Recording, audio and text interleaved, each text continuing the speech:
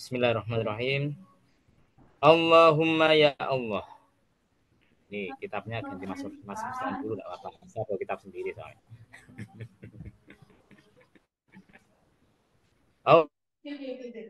Allahumma ya Allah.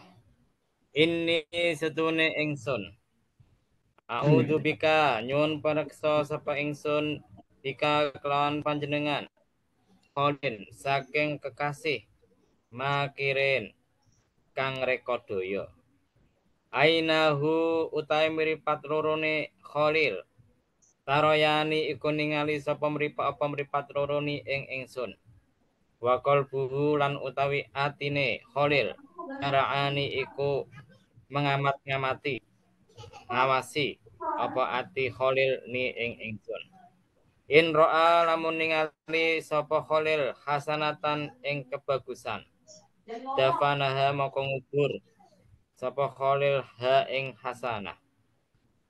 Wa in ro'a lan namun ningali sapa Khalil sayiatan ing ala ada aha moko nyirake sapa Khalil ha ing sayiah. Rawahu ngriwayatake hadis sapa Ibnu Najjari sapa Imam Ibnu Najjar an Sa'd bin Sa'id Al-Makburi saking Sa'ad bin Sa'id Al-Makburi mursalan hali rupa hadis mursal. Jadi hadis ini menerangkan tentang masalah doa supaya kita tidak mendapatkan kekasih atau orang yang menampakkan kecintaan tapi sebetulnya dia itu musuh kita. Nah, kalau bahasanya itu musuh dalam selimut. Nah, musuh dalam selimut kan. Nah, yang paling sulit kan itu. Kalau musuh kelihatan tuh gampang. Kita bisa mengantisipasi, kita bisa mengupayakan untuk tidak terkena tipu daya. Tapi kalau musuh dalam selimut, nah itu sulit sekali. Siapa musuh dalam selimut itu? Ya ini, Kholilin Makirin. Kekasih, orang yang menampakkan kecintaan, tapi sebetulnya orang itu ingin menjatuhkan kita. Orang itu ingin bikin kita celaka. Jadi, ya Allah, saya berlindung kepada panjenengan dari kekasih orang yang menampakkan cintanya, tapi sebetulnya dia berupaya untuk menjatuhkan atau menghancurkan saya. Kedua matanya itu selalu melihat saya, tapi hatinya itu menanti-nanti kapan waktunya untuk bisa menjatuhkan, bisa menghancurkan saya. Jadi ciri-cirinya kekasih yang berusaha merusak atau menghancurkan kita itu apa? Ciri-cirinya itu kalau dia melihat kita berbuat kebaikan, tutup mulut, tidak mau menyarankan, tidak mau ngomong-ngomong, diamkan saja. Tapi sekali kita berbuat kejelekan, berbuat maksiat, berbuat dosa, berbuat salah, langsung disiarkan kemana-mana. Ini ciri-ciri dari Kholil Makirin. Itu. Nah, jadi kalau kita perhatikan, orang berteman tuh banyak juga yang Kholilin Makirin. Dia ketika bersama-sama dengan kita menampakkan wah senang, sayang, dengan kita. Tapi di belakangnya kita digosipin ya, mati-matian, habis-habisan. Nah, itu Kholilin Makirin. Jadi cirinya semacam itu. Jadi mudah-mudahan kita tidak mendapatkan teman yang semacam itu. Kalau kita dapat teman semacam itu repot sekali. Kita tidak bisa mengantisipasi, tidak bisa berusaha untuk menghindari darinya, karena dekat dengan kita.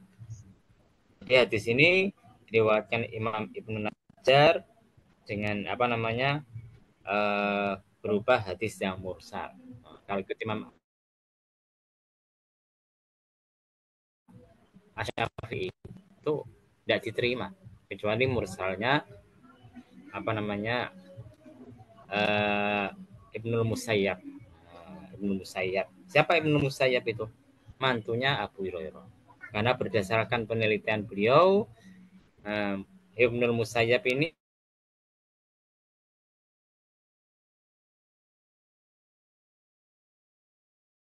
adalah kalau dia sahabatnya dari rawi tabi'in, sahabat, kemudian baru Nabi, ternyata langsung meloncat kepada Nabi. Ikut Imam Syafi'i, semua hadis mursal itu tidak bisa diterima kecuali mursalnya Ibnu Musayyab, Said bin Al-Musayyab. Maka hadis ini kalau kita lihat ikut Imam Syafi'i mestinya adalah hadis yang doif mestinya. Tapi ikut Imam As-Suyuti ternyata beliau hadisnya adalah hadis yang hasan. Demikian pula ikut Imam Ahmad. Imam Ahmad mengatakan tidak ada masalah dengan hadis ini. Jadi ini adalah salah satu ijtihad Imam Syafi'i yang kadang-kadang tidak disetujui oleh ulama hadis yang lain. Karena sebelum Imam Syafi'i meluncurkan pendapat bahwasanya semua hadis mursal itu dhaif kecuali Said bin Al-Musayyab tadi, maka sebelumnya para ahli hadis tidak mempermasalahkan hadis mursal. Kenapa? Karena mereka berhusnudzon, tapi itu mestinya orang yang baik. Akhirnya kemudian ketika dia memursalkan hadis ada sahabatnya, maka ikut Imam Abu Dawud, beliau pun menganggap hadis mursal itu hadis yang bisa sahih, bisa hasan. Karena itu kalau Anda punya kitab Sunan Abi Dawud, di belakangnya ada namanya kitab Marosil Abu Dawud. Marosil Abi Dawud itu hadis-hadis mursal yang dikumpulkan oleh Imam Abu Dawud sendiri. Saya tidak baca sampai tuntas ya. Saya kutub Sitah itu tidak baca sampai tuntas semua. Yang tuntas cuma satu, yaitu Sunan Ibnu Majah itu selesai, tak baca semua dari awal sampai akhir. Yang lain itu paling berapa puluh halaman, berapa ratus halaman udah tidak sempat lagi baca. Gitu. Jadi bukan ahli hadis.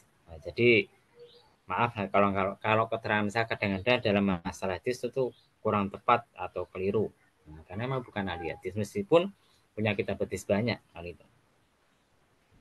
Jadi apa namanya? Kalau semacam siapa ya, Sahih Bukhari, saya tuh baru sempat baca sekitar mungkin juz 1 baru separuh kurang, ya, separuh kurang lah. Kalau Ibnu Majah Sunan An-Nasai itu baru 2 jilid, 2 jilid lah, udah kesel baca ya. Dan berapa? Sunan Ibnu Majah An-Nasai itu ada, saya punya kitabnya itu 4 kitab, satu kitabnya 2 jilid. Nah, saya baru sempat baca 1 jilid aja, 1 kitab 2 jilid sudah kesel. Nah, gitu loh. Kalau yang Imam Muslim tambah baru berapa awal-awal sudah capek saya bacanya. Karena tidak diajarkan ya gitu mah. Kitab itu kalau diajarkan baca sendiri kadang-kadang bosan. Kadang-kadang bosan kan gitu. Abu Dawud dulu pernah baca ya cuma berapa puluh atau berapa ratus saya lupa itu. Nah, kalau apa namanya At-Tirmidzi pun sempat baca, itu agak lumayan, tapi ya tidak sampai 1 jilid saya itu. Yang lumayan banyak itu ya An-Nasai.